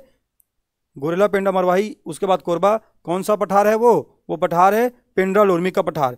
तो ये क्या है? ये ईस्ट है और ये वेस्ट है। तो अगर हम ऐसे जाएंगे क्रम से, तो सबसे पहले हमको क्या देखने को मिलेगा, है ना? केलो मांड का बेसिन, देन हमको देखने को मिलेगा कोरबा बेसिन, उसके बाद हमको देखने को क्या मिलेगा? हमको देखने को मिलेगा यहाँ पर पेंड्रा लोरमी का पठार। तो हमको पेंड्रा लोरमी का पठार सबसे लास्ट में रखना है। और ऐसा कहाँ पर दिख रहा है? पेंड्रा लोरमी का पठार सबसे लास्ट में हमको यहाँ पर दिखाई दे रहा है। सबसे पहले केलो मांड बेसिन, फिर कोरबा बेसिन, फिर पेंड्रा लोरमी का पठार। इस हिसाब से आपको एग्जाम में प्रश्नों को सॉल्व करना है। ठीक है, इससे गलती की गुंजाइश जो होती है वो कम होती है, भाई आपको याद रखना है। इस प्रश्न का सही जवाब है ईस्ट से वेस्ट, सही सुमेलित या सही व्यवस्थित क्रम जो है ऑप्शन नंबर ए होने वाला है। ठीक है, चलिए आगे देखते हैं। शिवनाथ महानदी दोआब के संबंध में आपको विचार करना है और बताना है असत्य कथन क्या है? तो मैंने आपको बताया था शिवनाथ नदी और महानदी, ये सिवरी नारायण में मिलते हैं। पहली बात तो आपको याद रखना है, सिवरी नारायण। और यहीं पर जोग नदी का भी संगम होता है, जोग नदी, तीनों का संगम होता है सिवरी नारायण में, आप लोग पढ़ते हैं। ठीक है, तो आपको पता होगा ये है शिवनाथ, और ये क्या है? महानदी। और महानदी की सबसे लंबी सहायक नदी कौन सी है? शिवनाथ नदी है। इसकी कुल लंबाई कितनी होती है जी? 290 किलोमीटर। और छत्तीसगढ़ में प्रवाह की दृष्टिकोण से सबसे लंबी नदी कौन सी है? शिवनाथ नदी है, क्योंकि महानदी की कुल लंबाई 558 है, लेकिन प्रवाहित कितनी होती है छत्तीसगढ़ में? 286 किलोमीटर ही प्रवाहित होती है छत्तीसगढ़ में। इसलिए प्रवाह के दृष्टिकोण से सबसे लंबी नदी कौन सी होती है? शिवनाथ नदी होती है। इसको भी आपको याद रखना है। तो चलिए इस प्रश्न को देखते हैं। इसका विस्तार रायपुर दुर्ग संभाग में है। जी हाँ, रायपुर दुर्ग संभाग में आपको पूरा विस्तार देखने को मिलता है ना, शिवनाथ और महानदी के द्वाब का। तो ये पहला कथन तो सही है। ढाल दक्षिण से उत्तर की ओर है। जी हाँ, देखिए ये साउथ से नॉर्थ की ओर जा रहे हैं ऐसे। ठीक है, इस क्षेत्र में धान की कृषि अच्छी होती है, आपको मैंने बताया ही है। लाल पीली मिट्टी पाई जाती है, नदियों की अच्छी खासी यहाँ पे जाल बिछी हुई है, इसलिए न तो सिंचाई की यहाँ पर कोई कमी है और न ही यहाँ पर मृदा में ऐसी कोई कमजोरी है। इसलिए इस क्षेत्र में क्या होती है जी? इस क्षेत्र में धान की फसल जो है अच्छी तरीके से होती है। आपको याद रखना, ये कथन भी सही है, ये कथन भी सही है। इस क्षेत्र में लेटेराइट मृदा पाई जाती है। लेटेराइट मृदा की विशेषता हमने पाट प्रदेश वाले क्षेत्र में देखा था, पाट प्रदेश में। इस क्षेत्र में तो हमने भैया लाल पीली और काली मृदा देखा है। ठीक है, ये दोनों यहाँ पर आना चाहिए था, जबकि लेटेराइट मृदा कहाँ मिलता है? पाट प्रदेश में मिलता है। आपको अच्छे से याद रखना है। इसलिए ऑप्शन नंबर डी जो है इसका गलत विकल्प दिया हुआ है। ठीक है, चलिए बढ़ते हैं आगे और देखते हैं अगला प्रश्न क्या है। निम्नलिखित पर्वत श्रृंखलाओं को दक्षिण से उत्तर की ओर हमको व्यवस्थित करना है। दक्षिण से उत्तर की ओर हमको इसको व्यवस्थित करना है। तो सबसे दक्षिण में क्या आएगा, उसके बाद में उसके ऊपर उत्तर में कौन आएगा, उसके उत्तर में कौन आएगा, ऐसे इसको हमको सम्मिलित करते हुए चलना है। तो अगर हम बात करें इस प्रश्न के अकॉर्डिंग, तो सबसे पहले इसको हम लोग नॉर्थ टू साउथ जमा लेते हैं, फिर हम लोग इसको साउथ से नॉर्थ विकल्प में खोज लेंगे। अगर हम दलहा पहाड़ की बात करते हैं, दलहा पहाड़, तो हमको देखने को मिलता है दलहा पहाड़ कहाँ पर? ये हमको देखने को मिलता है जांजगीर चांपा में। ठीक है, इसके अलावा अगर हम रतन की पहाड़ी की बात करते हैं, रतन की पहाड़ी, तो हमको देखने को मिलता है कहाँ? महासमुंद में। ठीक है, इसके अलावा हम देख पाते हैं किसको? इसके अलावा हम देख पाते हैं भातृगढ़ की पहाड़ी, जिसको आपको देखने को मिलेगा गरियाबंद में। ऐसा गरियाबंद वाला जो ऐसा मैप में आप ऐसा देखते हैं ना, ऐसा बाहर आया रहता है जी, तो यहीं कहीं पर आपको देखने को मिलता है रतन की पहाड़ी, और यहीं से पैरी नदी का उद्गम होता है। ठीक है, और यहीं पर आपको ऐसे सीमा में, किसके सीमा में? उड़ीसा और छत्तीसगढ़ की सीमा में एक पर्वत दिखता है जिसको आप कहते हैं नरियर पानी या नारियल पानी, है ना। यहाँ से सोंढूर नदी का उद्गम होता है और परी नदी में जाकर के ऐसी वो मिल जाती है, आपको भी पता होगा। तो दोनों ही अगर देखेंगे, लेकिन ऊपर कौन है? ऊपर है यहाँ पर आपको देखने को है ना, यहाँ पर रतन नहीं है ना जी, भातृगढ़ की पहाड़ी है, भातृगढ़ की पहाड़ी। ठीक है, ये भातृगढ़ की पहाड़ी जहाँ से परी नदी का उद्गम होता है, जबकि नरियर की पानी की किसका उद्गम होता है? सोंढूर नदी, ये पैरी है और ये है सोंढूर। ठीक है, तो आपको याद रखना है ये थोड़ा सा ऊपर है, उसके बाद ये नीचे देखने को मिलता है, तो यहाँ पर नरियर पानी नीचे आ जाएगा।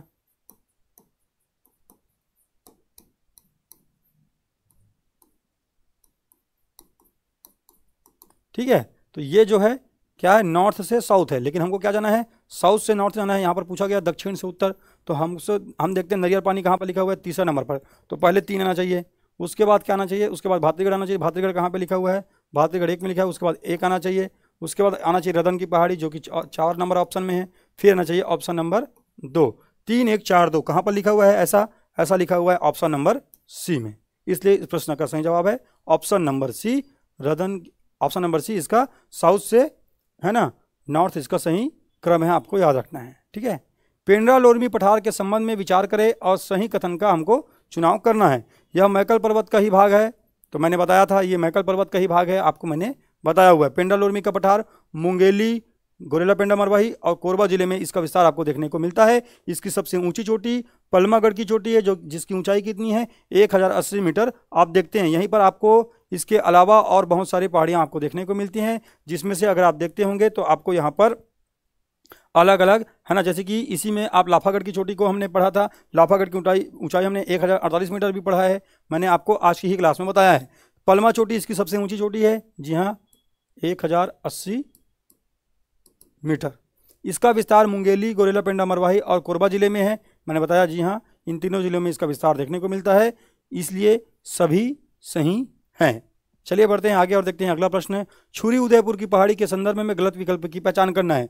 मैंने बताया है ना आपको, ये कोरबा जिला है,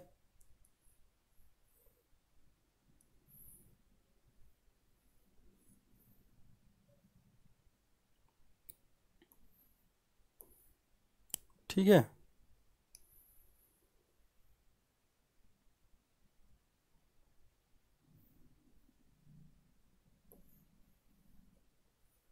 ठीक है, ये रहा आपका बिलासपुर संभाग, जिसमें से आप देख पाएंगे किसको,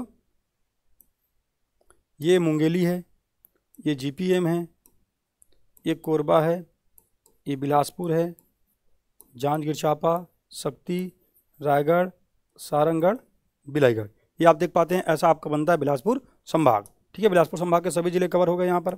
इसमें क्या है, इसमें आप देखते हैं ये वाला जो सेक्शन है ये कहलाता है छुरी उदयपुर की पहाड़ियाँ, ठीक है, जो कि कोरबा के छुरी से स्टार्ट होकर के रायगढ़ के उदयपुर तक का इसका विस्तार आपको देखने को मिलता है। तो कोरबा से रायगढ़ तक तो इसका विस्तार आपको देखने को मिलता है। आपको पता होगा इधर ऊपर कौन सा जिला पड़ता है, इधर ऊपर पड़ता है सरगुजा जिला ऊपर में, और यहीं से उद्गमित होकर के आती है कौन सी नदी, तो आपको मैंने पूरे क्लास के दौरान बताया एक नदी आती है जो कि ऐसे सीमा रेखा बनाती है, जांजगीर चांपा, पहले जांजगीर चांपा, अभी वर्तमान में क्या है शक्ति जिला हो गया है, तो शक्ति और रायगढ़ के बीच में ऐसे सीमा रेखा बनाती होती आती है, और साथ ही साथ कोरबा और रायगढ़ के बीच बीच में भी सीमा बनाती है। तो ये जो है पूरा नदी जो है ना, ये क्या है, ये मांड नदी है, मांड नदी, और मांड नदी है मैन पार्ट से उद्गमित होकर के आ रही है, मैन पार्ट से, ठीक है। तो इसमें क्या लिखा हुआ है, इसकी पश्चिमी सीमा मांड नदी द्वारा निर्धारित होती है। ये पश्चिमी है क्या, अगर किसी का विस्तार ऐसे है तो ये इसका ईस्ट होगा कि वेस्ट होगा, ये वाला दिशा। तो आपको मैंने बताया कभी भी ऐसा आ जाए तो आपको ये बना लेना है, आप देख लीजिए। तो ये तो ईस्ट होना चाहिए था, इसमें लिखा हुआ है पश्चिमी सीमा, नहीं ये पश्चिमी सीमा नहीं, ये पूर्वी सीमा का निर्धारण करती है, पूर्वी सीमा। जबकि इसके पश्चिम की अगर आप बात करेंगे, इसके पश्चिम की अगर आप बात करेंगे तो आपको यहां पर देखने को मिलेगा, ठीक है। इसी को आप लोग क्या कह रहे हैं, ये जो मैं इसको ब्लू कलर से जिसको बना रहा हूं, इसी को आप लोग पूरे क्लास में, आज की क्लास में क्या कह रहे हैं, पेंड्रा लोरमी का पठार, क्या कह रहे हैं, पेंड्रा लोरमी का पठार। अगर इसके दक्षिण में देखेंगे यहाँ पर अगर आप देखेंगे, इसको भी मैं अगर अलग कलर से ड्रॉ कर लूँ, इसको, ये नीचे वाला सेक्शन को, तो इसको कहा जाता है कोरबा बेसिन, क्या कहते हैं, कोरबा बेसिन। जबकि ये जो पूरा ऊपर का जो सेक्शन आता है ये किस में आता है, ये पूरा आता है सरगुजा बेसिन में, जिसको हम लोगों ने कहाँ पढ़ा था, पूर्वी बघेलखंड के पठार वाले सेक्शन में हम लोगों ने वहाँ पर इसको पढ़ा हुआ है पहले भी, सरगुजा बेसिन, ठीक है। तो इस प्रकार से इसकी सीमा अगर आप तय करेंगे तो उत्तर में आपको सरगुजा बेसिन देखने को मिल सकता है, या उत्तर में अगर ये पूछ ले कि क्या इसके उत्तर में मैन पार्ट स्थित है, तब भी इसका जवाब हो जाएगा जी हाँ इसके उत्तर में मैन पार्ट स्थित है। इसके अगर हम लोग पश्चिम की बात करते हैं तो पेंड्रा लोरमी का पठार, अगर आप रिवर के अकॉर्डिंग देखेंगे तो यहाँ पर हसदेव नदी आती है, तो हसदेव भी इसके पूर्वी सीमा पर हो सकता है, ये आपको याद रखना है। जबकि पश्चिमी सीमा पर क्या है, मांड नदी है। इस हिसाब से ये जो कथन दिया हुआ था ये गलत है। इस क्षेत्र में पवन खेड़ा, फुटका पहाड़ और किरता पहाड़ स्थित है, तो आपको याद रखना है ना, महादेव पहाड़, फुटका पहाड़, किरता पहाड़, पवन खेड़ा, ये सभी बक्साइट के लिए जाने वाले क्षेत्र हैं, और ये सब कोरबा में स्थित हैं, इसी छुरी उदयपुर की पहाड़ी वाले क्षेत्र में। तो ये कथन भी जो है बिल्कुल सही जवाब है, ठीक है। इसके उत्तर में सरगुजा बेसिन है, मैंने अभी बताया इसके उत्तर में सरगुजा बेसिन स्थित है, ठीक है। इस हिसाब से इस प्रश्न का सही जवाब है ऑप्शन नंबर बी, जो कि गलत है, गलत हमको पूछा गया था, ठीक है। तो देखिए कैसे कैसे मैंने यहाँ पर आपको एक्सप्लेन किया है, आपको ऐसे ही मैप के माध्यम से चीज़ों को समझना है, ठीक है, तभी आप एग्जाम को ऐसे ज़्यादा अच्छे से समझ पाएंगे, क्योंकि ज्योग्राफी पूरा मैप का खेल है, ठीक है जी। चलिए आगे बढ़ते हैं और देखते हैं अगला प्रश्न क्या है, दंडकारण्य के पठार। तो हमने महानदी बेसिन से जितना प्रश्न बन सकता था उसको हम लोगों ने कवर कर लिया है। अब हम लोग आगे देखने वाले हैं दंडकारण्य के पठार के बारे में। दंडकारण्य के पठार के बारे में आगे बढ़ें उससे पहले मैं आपको इसके बारे में बता देता हूं कि कैसे इसको आपको आज की क्लास में पूरा समझना है।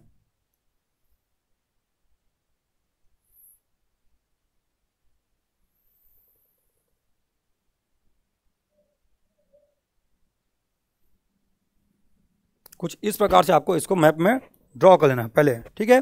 फिर आपको एक लकीर ऐसे ले आना है, ऐसे यहाँ ले आना है एक लकीर। और उसके बाद आपको क्या करना है, जब आप एक लकीर ऐसे ले आए तो पहले एक ऐसे आपको बना लेना छोटा सा, ठीक है। फिर आपको क्या करना है, फिर आपको करना है एक ऐसा छोटा सा ऐसे, एक बार ऐसे नीचे एक बार ऐसे ऊपर। फिर ये वाला सेक्शन आपको ले जा करके मैच कर देना है यहाँ से, और एक यहाँ से ले करके ले आना है यहाँ पर, और एक को ऐसे जोड़ देना है, ठीक है। चलिए अब एक कौन कौन सा जिला है इसके बारे में हम लोग देखते हैं। तो अगर इसको देखेंगे यार तो आप पाएंगे ये है आपका कांकेर जिला, ये आपका कोंडागांव पड़ जाएगा। कोंडागांव जो है बीजापुर जिले को है ना स्पर्श करती है, इसलिए हमने इसको ऐसा बनाया है। अगर इसको देखेंगे तो ये है बस्तर, और बस्तर जो है ना, आपको याद रखना है बस्तर जो है नारायणपुर जिले को स्पर्श नहीं करती है, इसको आपको याद रखना है। ये कौन सा जिला है, ये है नारायणपुर,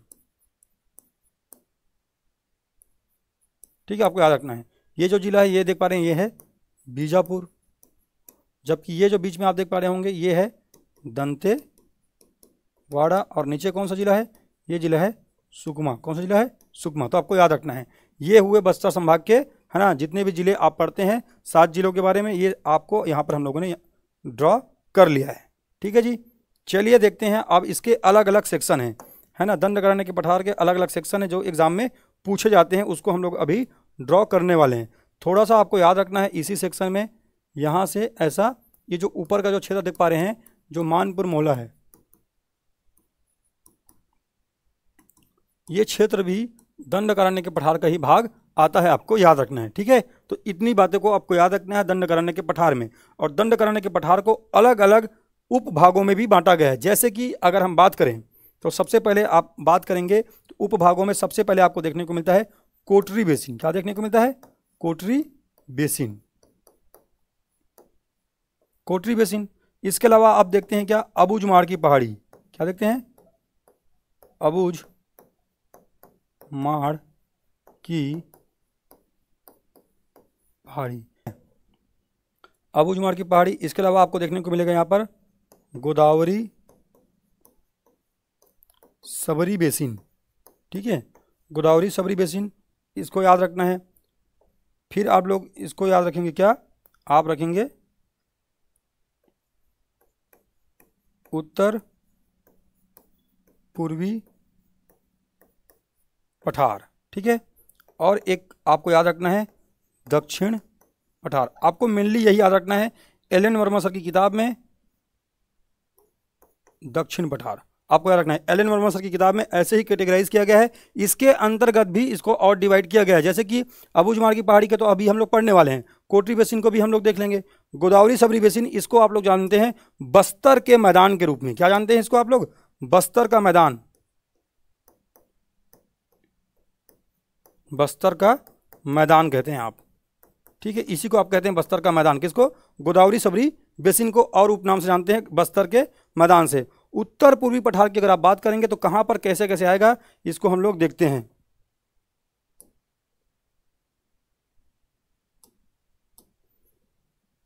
ये कोंडागांव है ना, तो चलिए देखते हैं। ये कोंडागांव से आपको स्टार्ट करना है और आपको आना है इस बस्तर तक आपको आना है, ठीक है। और ये पूरा सेक्शन आपको याद रखना है, इसको कहा जाता है उत्तर पूर्वी पठार। क्या कहेंगे इसको, उत्तर पूर्वी पठार कहेंगे, आपको अच्छे से याद रखना है। तो उत्तर पूर्वी पठार किसको कहा जाएगा, है ना, एक सेकेंड, ये है उत्तर पूर्वी पठार। और इसी उत्तर पूर्वी पठार में 2 जगहों को आपको याद रखना है। एक इधर जो बस्तानार वाला क्षेत्र पड़ता है, बस्तर में बस्तानार, और एक अगर आप नीचे आते हैं तो आपको पता होगा ये सुकमा वाले क्षेत्र में, ये जो सुकमा वाला क्षेत्र है यहाँ पर आपको देखने को मिलता है दरभा। क्या मिलता है, दरभा। तो बस्तानार घाटी एक बात याद रखना है, और एक याद रखना है दरभा घाटी। बस्तानार घाटी को कहते हैं टांगरी डोंगरी। क्या कहते हैं, टांगरी डोंगरी। और इसको कहते हैं तुलसी डोंगरी। क्या कहते हैं, तुलसी डोंगरी। तो एग्जाम में आपसे पूछा जाएगा, बताइए तुलसी डोंगरी या टांगरी डोंगरी किस भौतिक प्रदेश का हिस्सा है। अगर दंडकारण्य के पठार में स्पेसिफिक रूप से पूछा जाए तब आपको बताना है उत्तर पूर्वी पठार का हिस्सा है। और जहां पर मैंने ड्रॉ किया है ये पूरा सेक्शन आता है। टांगरी डोंगरी उत्तर पूर्वी पठार वाला क्षेत्र में आएगा, है ना, बस्तानार वाले क्षेत्र में आएगा। इसी टांगरी डोंगरी को कहा जाता है बस्तानार घाटी, जबकि दरभा घाटी को तुलसी डोंगरी के नाम से भी जाना जाता है। ये आपको याद रखना है। कोंडागांव, बस्तर इसके अंतर्गत मेनली आपको कवर होते हुए दिखाई देंगे। किसके अंतर्गत? उत्तर पूर्वी सेक्शन के अंतर्गत। आगे देखते हैं, एक होता है कौन सा बेसिन? एक होता है कोरबा बेसिन, ठीक है, सॉरी कोटरी बेसिन। कौन सा होता है जी? कोटरी बेसिन। तो कोटरी बेसिन की बात करते हैं। ये है आपका, है ना, मानपुर मोहल्ला वाला क्षेत्र, और ये आपका देखने को मिल रहा होगा कांकेर वाला क्षेत्र। मैं कांकेर के कुछ क्षेत्र को छोड़ रहा हूँ, ठीक है, आपको याद रखना है। ये जहाँ पे मैंने इसको पिंक किया है इसको कहा जाता है कोटरी बेसिन। क्या कहते हैं जी? कोटरी बेसिन, आपको याद रखना है। ये क्षेत्र जो है कोटरी बेसिन कहलाता है, कोटरी बेसिन। और कोटरी बेसिन जो है कोटरी रिवर और उसकी सहायक नदियों से मिलकर बना हुआ है। आपको याद रखना है कोटरी बेसिन की लंबाई, कोटरी की लंबाई अगर आपसे पूछे तो 135 किलोमीटर की लंबाई है। और ये शिवनाथ की, सॉरी, इंद्रावती की सबसे लंबी सहायक नदी है। आपको याद रखनी है। किसका? इंद्रावती की सबसे लंबी सहायक नदी कौन सी है? कोटरी नदी, जो कि मोहला मानपुर तहसील से उद्गमित होकर के आती है। और इसी के बेसिन क्षेत्र को कांकेर वाले क्षेत्र में क्या कह रहे हैं? कोटरी बेसिन के रूप में जान रहे हैं, ठीक है। तो अभी दो सेक्शन को हम लोगों ने देख लिया। अगर हम लोग बात करते हैं अब किसकी? अगर हम बात करते हैं अबूझमाड़ की पहाड़ी की, अबूझमाड़ की पहाड़ी की अगर हम बात करते हैं तो हम पाएंगे ये जो आप देख पा रहे होंगे कांकेर का दक्षिणी छोर, और ये पूरा नारायणपुर, ठीक है, और ये बीजापुर का थोड़ा सा हिस्सा ऐसा आप देख पा रहे होंगे, है ना। ये है आपका अबूझमाड़ की पहाड़ी। क्या है? अबूझमाड़ की पहाड़ी, आपको याद रखना है।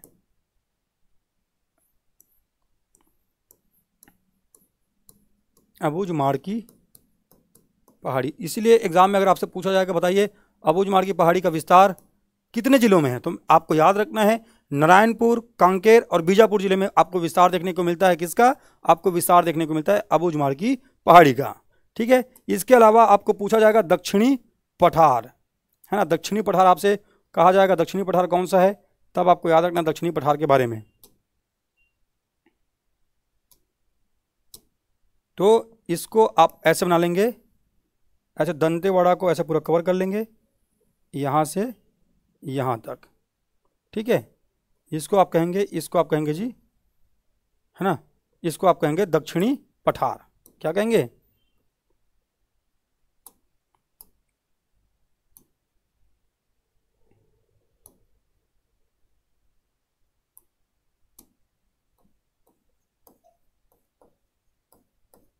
दक्षिण पठार कहेंगे, ठीक है। सब उपभागों को आपको अच्छे से याद रखना है, मैप में अच्छे से आपको याद रखना है, ठीक है। इसके अलावा ये जो पीछे जो नीचे जो जगह बच गए हैं इसको आप लोग क्या कहते हैं? इसी को कहते हैं गोदावरी सबरी बेसिन। इसको आप जानते हैं गोदावरी सबरी बेसिन के रूप में। और गोदावरी सबरी बेसिन को ही आप लोग क्या कहते हैं? बस्तर का मैदान। तो एग्जाम में पूछा जाता है बताइए बस्तर के मैदान का विस्तार कितने जिलों में है? तो मैदान अगर पूछे, आपको अच्छे से बता रहा हूं, बस्तर का मैदान, बस्तर का मैदान सुकमा और बीजापुर में ही आपको देखने को मिलेगा। अच्छे से आपको याद रखना है, ठीक है जी। अगर आपको ये पूरे क्लासेस का पीडीएफ चाहिए तो आप हमारे टेलीग्राम चैनल को ज्वाइन कर सकते हैं। वहाँ पर आपको ये पूरी क्लासेस का जो एक्सप्लेनेशन हम करते हैं इस टॉपिक में, इस क्लास में, ये पूरा आपको पीडीएफ के फॉर्म में हमारे टेलीग्राम चैनल में मिल जाएगा। और टेलीग्राम चैनल का लिंक आपको कमेंट बॉक्स में भी पिन कर दिया जाएगा और साथ ही साथ आपको डिस्क्रिप्शन में भी आपको इसका लिंक मिल जाएगा, ठीक है जी। चलिए बढ़ते हैं आगे। तो इसमें आपको याद रखना है ये जो पूरा सेक्शन आप देखते हैं जिसको दंडकारण्य का पठार कहा जाता है, इस दंडकारण्य का पठार का पूरा विस्तार आपको देखने को मिलता है कितने राज्यों में? तो आपको बता दें ये छत्तीसगढ़, साथ ही साथ छत्तीसगढ़ के साथ साथ आपको देखने को मिलता है कहाँ? ओडिशा, आंध्र प्रदेश और तेलंगाना। ये 4 राज्यों को कवर करता है। आपको याद रखना है दंडकारण्य का पठार। इसका कुल क्षेत्रफल मैंने बताया था 39,060 वर्ग किलोमीटर में इसका विस्तार है और 28.91% क्षेत्र में आप परसेंट के रूप में इसको याद रख सकते हैं, ठीक है। अच्छे से आपको याद रखना है कहाँ पर किसका किसका विस्तार है और किसको क्या क्या चीज़ें कहा जाता है। एग्जाम में पूछा जाता है ये सभी चीज़ें, ठीक है। आप एक बार मैप याद रख लेंगे तो आपको अच्छे से समझ में आ जाएगा। तो देखिए ये जो आप देख पा रहे हैं यहीं पर आपको दंतेवाड़ा में क्या दिखता है? यहीं पर दंतेवाड़ा में आप देखते हैं बैलाडीला की पहाड़ी। और बैलाडीला की पहाड़ी की सबसे ऊंची चोटी क्या है? सबसे ऊंची चोटी आप देखते हैं नंदीरा झील, जिसकी ऊंचाई है 1210 मीटर। और बैलाडीला की पहाड़ी जो है पुरातन शैल समूहों से बना हुआ है। पुरातन शैल समूह कहने का मतलब है आर्कियन एवं धारवाड़ क्रम की चट्टानों से, इसीलिए यहाँ पर लोहे की प्राप्ति होती है। और बैलाडीला से प्राप्त लोहे जो है आपको पता होगा विशाखापट्टनम बंदरगाह के माध्यम से छत्तीसगढ़ का लोहा जापान को निर्यात किया जाता है। ये सभी बातें एग्जाम में पूछी गई हैं। यहाँ पर लोहे के कुल 14 निक्षेप स्थित हैं, आपको याद रखना है। ठीक है, ये सब प्रश्न एग्जाम में पूछे गए हैं। अबूझमाड़ की पहाड़ी की ऊंचाई अगर आप बात करते हैं तो अबूझमाड़ की पहाड़ी के बारे में हमने देखा है, इसकी ऊंचाई है 1076 मीटर। ये आपको कांकेर, बीजापुर और नारायणपुर में सबसे ज़्यादा, नारायणपुर में सर्वाधिक, ऐसे करने का मतलब है सर्वाधिक विस्तार कहाँ पर है? नारायणपुर में है अबूझमाड़ की पहाड़ी का। अबूझमाड़ का अर्थ क्या होता है? तो आपको अगर एग्जाम में पूछा जाए अबूझमाड़ का अर्थ क्या होता है तो आपको बताना है अबूझमाड़ पहाड़ी का में अबूझमाड़ का अर्थ अगर आपसे पूछा जाए,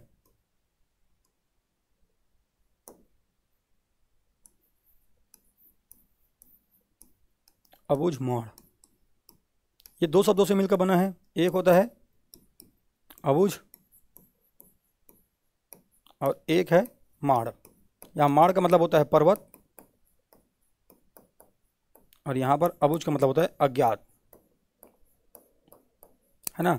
तो ऐसे अज्ञात, है ना, पर्वत वाले क्षेत्र जिसको हम लोग अबूझमाड़ के रूप में जानते हैं, आपको याद रखना है। इसकी सबसे ऊंची चोटी 1076 मीटर है। अबूझमाड़ नारायणपुर जिले में स्थित है। अबूझमाड़ में अगर आप जाते हैं तो अबूझमाड़ का प्रवेश द्वार, ठीक है, अबूझमाड़ का प्रवेश द्वार एग्जाम में पूछा गया है। अबूझमाड़ का प्रवेश द्वार ओरछा को कहा जाता है। किसको कहते हैं? ओरछा को कहा जाता है, आपको याद रखना है। इसके अलावा अबूझमाड़ को छत्तीसगढ़ का क्या कहते हैं? अबूझमाड़ को छत्तीसगढ़ का चेरापूंजी कहा जाता है। ठीक है, क्या कहते हैं? चेरापूंजी कहते हैं। चेरापूंजी आप जब जाएंगे इंडियन ज्योग्राफी में तो आप पढ़ेंगे गारो, खासी एवं जयंतिया की पहाड़ियाँ मेघालय में स्थित है।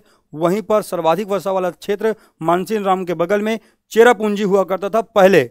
चेरापूंजी भारत का सबसे ज़्यादा वर्षा वाला क्षेत्र पहला माना जाता था। उसी के रूप में संज्ञा दिया गया था अबूझमाड़ की पहाड़ी को छत्तीसगढ़ की चेरापूंजी। छत्तीसगढ़ का मानसीनराम कह दे एग्जामिनर किसी दिन तो आपको घबराना नहीं है। यहाँ पर सिर्फ क्या होता है, यहाँ पर सिर्फ संज्ञा की बातें होती हैं। सर्वाधिक वर्षा से कंपेयर करके नाम ले दिया जाता है। तो आप ये नहीं कहेंगे कि ये बुक में नहीं लिखा हुआ है, वो वर्षा से कंपेयर करके पूछा जा रहा है। चूंकि पहले चेरापूंजी में सर्वाधिक वर्षा दर्ज किया जाता था भारत में, अब मानसीनराम में किया जाता है। इसलिए आप एग्जाम में पढ़ते हैं भारत में सर्वाधिक वर्षा, है ना, मेघालय के मानसीनराम में। उसी प्रकार से हमारे यहाँ चेरापूंजी अभी भी कहा जा रहा है। लेकिन किसी दिन मानसीनराम करके पूछ दे तो आपको घबराना नहीं है, उसका भी जवाब आप अबूझमाड़ टिक करके आ सकते हैं।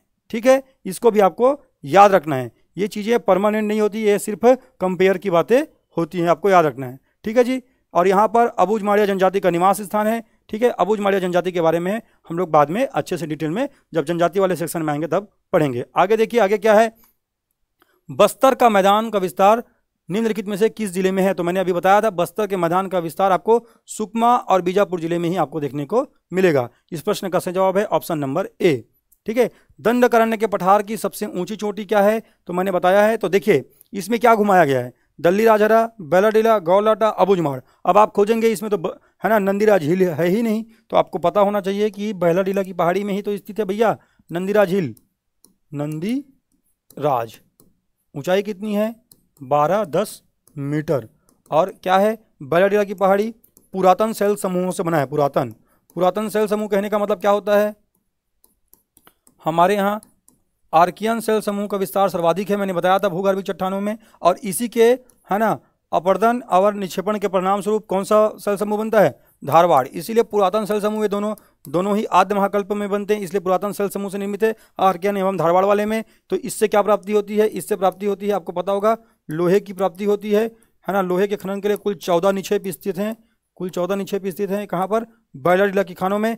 यहाँ के लोहे को विशाखापट्टनम बंदरगाह के माध्यम से, विशाखापट्टनम बंदरगाह के माध्यम से जापान किया जाता है निर्यात।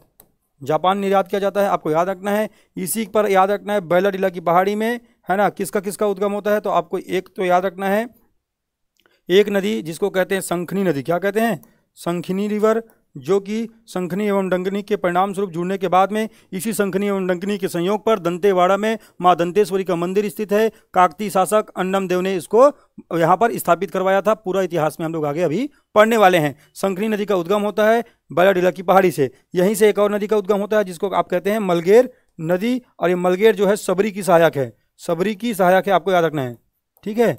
जबकि यहाँ पर शंखनी एवं डंगनी देखे हैं तो शंखनी एवं डंगनी जो है संयुक्त रूप से जाकर के किसमें मिलती है, इंद्रावती में मिलती है। लेकिन मलगेर जो है सबरी की सहायक है और सबरी जो है इंद्रावती की सहायक नहीं है भैया, आपको याद रखना है, अच्छे से मैं बता दे रहा हूँ। क्योंकि अगर ये सहायक होती तो हम लोग कोटरी को इसकी सबसे लंबी सहायक नदी नहीं कहते हैं, क्योंकि सबरी की लंबाई 173 किलोमीटर है जबकि कोटरी की लंबाई 135 किलोमीटर है। सभी बातों को अच्छे से डिटेल से आराम से सुनते हुए पढ़ते हुए चलना है। इस प्रश्न का सही जवाब क्या हो जाएगा, इस प्रश्न का सही जवाब हो जाएगा ऑप्शन नंबर बी। गौरलाटा पूरे छत्तीसगढ़ की सबसे ऊंची चोटी है 1225 मीटर के साथ। सामरी पाट प्रदेश में कहीं कहीं पर आप पढ़े होंगे कि सामरी पाट प्रदेश के लहसुन पाट में स्थित है गौरलाटा की चोटी, है ना। कई जगह आपको कई लोग ऐसे ही आपको पढ़ा रहे होंगे। ऑप्शन को देख करके अपने स्वविवेक का प्रयोग करके आपको इसका आंसर टिक करना है। चलिए आगे बढ़ते हैं, ठीक है जी। अगला प्रश्न क्या है, अबूझमाड़ की पहाड़ी का विस्तार छत्तीसगढ़ के किन जिलों में है, नारायणपुर, कांकेर और बीजापुर जिलों में है, मैंने आपको बताया था, ठीक है। बैलाडीला की पहाड़ी के संदर्भ में असत्य कथन की कथन है ना, गठन नहीं, कथन की पहचान कीजिए, ठीक है। इस पहाड़ी की सबसे ऊंची चोटी नंदीराज है, मैंने अभी भी बताया 1210 मीटर के साथ सबसे ऊंची चोटी है बैलाडीला की पहाड़ी। यह पहाड़ी पुरातन सल समूह से निर्मित है, आर्कियन और धरवाड़, अभी बताया था। यह शंखनी एवं मलगेर नदी का उद्गम स्थल है, यह भी मैंने बताया। इस पहाड़ी के ऊपर जुड़वा गणेश जी की प्रतिमा है। जुड़वा गणेश की अगर आप बात करते हैं तो आपको यहाँ पर ये जुड़वा गणेश जो है छिंदक नागवंशी शासकों के द्वारा बनाया गया है ना, बारसूर में आपको देखने को मिलेगा, बारसूर में, है ना, जो कि दंतेवाड़ा में स्थित है। लेकिन यहाँ पर जो गणेश जी स्थित है उसको कहते हैं ढोलकल गणेश जी, क्या कहते हैं, ढोलकल गणेश जी। तो ये बारसूर में स्थित है जुड़वा, लेकिन यहां पर आना चाहिए था क्या, ढोलकल गणेश स्थित है बैलाडीला की पहाड़ी पर।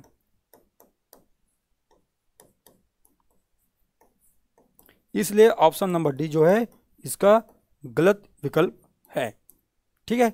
चलिए बढ़ते हैं आगे और देखते हैं अगला प्रश्न क्या है। निम्न कथनों पर विचार करके असत्य कथन की पहचान हमको करना है।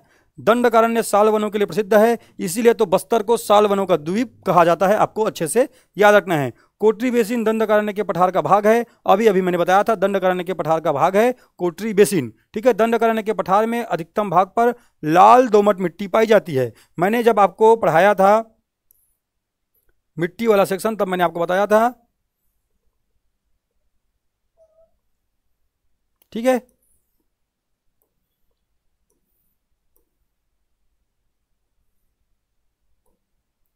जब मैंने आपको पढ़ाया था मिट्टी वाला सेक्शन तब मैंने बताया था बस्तर में मात्र 2 जिले ऐसे हैं जहां पर आपको लाल दोमट मिट्टी के बारे में पढ़ना है, और वो 2 जिले कौन कौन से थे तो आपको अच्छे से पता होगा।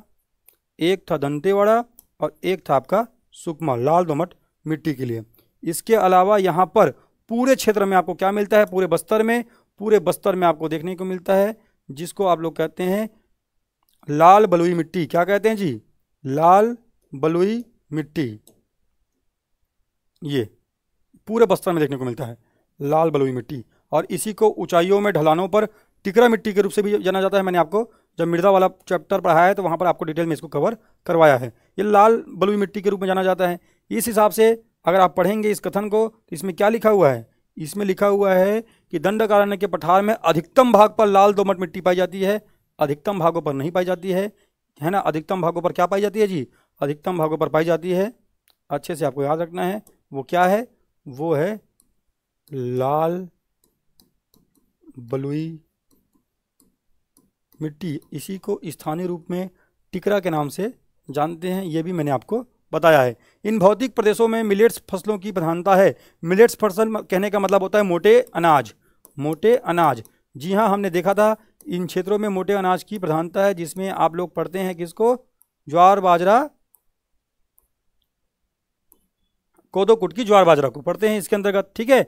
याद रखना है आपको, तो मोटे अनाज की प्रधानता है। हमको पूछा गया असत्य कथन की पहचान करना है। 1 और 2 तो सही है ना, तो 1 और 2 सही है। उस हिसाब से केवल 3 असत्य है, केवल 3 जो है असत्य है, आपको अच्छे से याद रखना है ना। इसको ऐसे आप काट लीजिए, ठीक है, फिर आपको अच्छे से बन जाएगा, ठीक है। तो केवल 3 यहाँ पर असत्य है, इस बात को आपको याद रखना है। आगे बढ़ते हैं। खुरसेल घाटी क्यों प्रसिद्ध है? तो खुरसेल घाटी की अगर बात करते हैं तो नारायणपुर जिले में खुरसेल घाटी स्थित है और यहाँ पर उच्चतम किस्म के सागौन वन पाए जाते हैं। क्या पाए जाते हैं? सागौन वन पाए जाते हैं। अगर हम लोग आगे जब वन वाला चैप्टर पढ़ेंगे तब हमको देखना पड़ेगा, 3 सेक्शन में बांटा जाता है। एक को कहते हैं साल वन, फिर कहते हैं सागौन वन, और एक होता है मिश्रित वन, ठीक है। अब इन सब का परसेंटेज एग्जाम में पूछा जाता है। जब हम वन वाले चैप्टर में आएंगे तब देखेंगे किसका 43 है, किसका 40 है, किसका 9 है। हम आगे जब चैप्टर में आगे बढ़ते जाएंगे तब वहां पर इसको कवर करते हुए चलेंगे, ठीक है। सागौन वन की अगर बात करेंगे तो सागौन वन जो है खुरसेल घाटी में पाया जाता है। उच्चतम किस्म का सागौन कहाँ मिलता है? छत्तीसगढ़ में। तो आपको जवाब लगाना है नारायणपुर के खुरसेल घाटी में, इसी के समीप जाटलूर के पास है ना, जो जाटलूर नदी है वहीं पर प्राकृतिक रूप से, नैसर्गिक रूप से मगरमच्छ का पालन भी किया जाता है। ये आपको याद रखना है, ठीक है। चलिए आगे बढ़ते हैं और देखते हैं अगला प्रश्न क्या है। आवापल्ली, आवापल्ली, नड़पल्ली दोनों गुफा है, आपको याद रखना है। क्या क्या याद रखना है? आवापल्ली, नड़पल्ली, ये दोनों गुफाएं हैं और दोनों गुफा कहां पर स्थित है? बीजापुर में स्थित है, आपको याद रखना है। कहां? बीजापुर में, ठीक है, अच्छे से आपको याद रखना है। जबकि गोलापल्ली की अगर बात करें, गोलापल्ली की अगर बात करें तो गोलापल्ली जो है कहाँ है? ये है सुकमा कोंटा में, सुकमा कोंटा में, आपको याद रखना है, इस बात को अच्छे से याद रखना है। सकल नारायण गुफा भी कहाँ है? अगर आपसे पूछा जाए सकल नारायण, सकल नारायण कहाँ है, अगर ये पूछा जाए एग्जाम में, तब वो ये भी जवाब आपका होगा बीजापुर में, आपको अच्छे से याद रखना है। इस प्रश्न का सही जवाब है ऑप्शन नंबर ए। चलिए आगे बढ़ते हैं। निम्नलिखित में से कौन सही सुमेलित नहीं है? कौन सही सुमेलित नहीं है अगर आपसे पूछा जाए तो आपको बताना है। आरी डोंगरी, जी हाँ, भानु प्रतापपुर कांकेर में स्थित है, कांकेर जिला में स्थित है, तो ये तो सुमेलित है, ठीक है। अलबका की पहाड़ी कहे चाहे अलबामा की पहाड़ी कहे, अलबामा की पहाड़ी, अलबका की पहाड़ी, अलबामा की पहाड़ी, इसके अलावा आपको पूछ ले उसूर की पहाड़ी, किसकी पहाड़ी? उसूर की पहाड़ी, ये भी आपको देखने को मिलेगा कहाँ? ये आपको देखने को मिलेगा भैया बीजापुर जिले में, क्योंकि उसूर की पहाड़ी पर यहीं पर स्थित है धंगोल माइंस, ठीक है। मांझी डोंगरी की अगर बात करते हैं तो ये आपको बस्तर में देखने को मिलता है। अगर मधेश्वर पहाड़ की अगर आपको पूछा जाए तो नारायणपुर में अबूझमाड़ की पहाड़ी को याद रखना है, अबूझमाड़ की पहाड़ी नारायणपुर। लेकिन अगर आपसे पूछा जाए मधेश्वर पहाड़, तब आपको याद रखना ये स्थित है जसपुर जिले में, ठीक है। इसी के पास माइली नेचर कैंप अभी बना हुआ है जसपुर में। मधेश्वर पहाड़ को अभी अभी छत्तीसगढ़ में सबसे बड़ा प्राकृतिक शिवलिंग होने का दर्जा मिला है, ये हम लोगों ने करंट अफेयर में पढ़ा था, ठीक है। बगीचा तहसील के पास स्थित है मधेश्वर पहाड़। ये सभी बातें हम लोग लगातार करंट अफेयर में पढ़ते आते हैं, इसीलिए हमारे साथ करंट अफेयर में भी आपको जुड़े रहना है। चलिए देखिए, आज का प्राकृतिक विशेषताओं वाले टॉपिक में 4 विभाजन में आज के इस एमसीक्यूज के माध्यम से हमने इसको कवर करवाने का प्रयास आपको किया है ना। इन प्रश्नों में आपको अगर जो चीज़ें नहीं मिली होंगी वो है रिवर वाला टॉपिक जो है अगला टॉपिक होने वाला है, इसलिए मैंने ज़्यादा रिवर वाला टॉपिक इसमें आपको कवर नहीं करवाया है। अगला टॉपिक में आपको इसको अच्छे से कवर करवा दिया जाएगा, ठीक है। तो चलिए मिलेंगे हम अगली क्लास में। आपको अपनी तैयारी को बेहतर करने के लिए सामर्थ्य एकेडमी के साथ आपको जुड़े रहना है। तो चलिए अगले क्लास में ऐसे ही बढ़िया टॉपिक को लेकर मिलते हैं। तब तक के लिए जय हिंद, जय भारत, जय छत्तीसगढ़।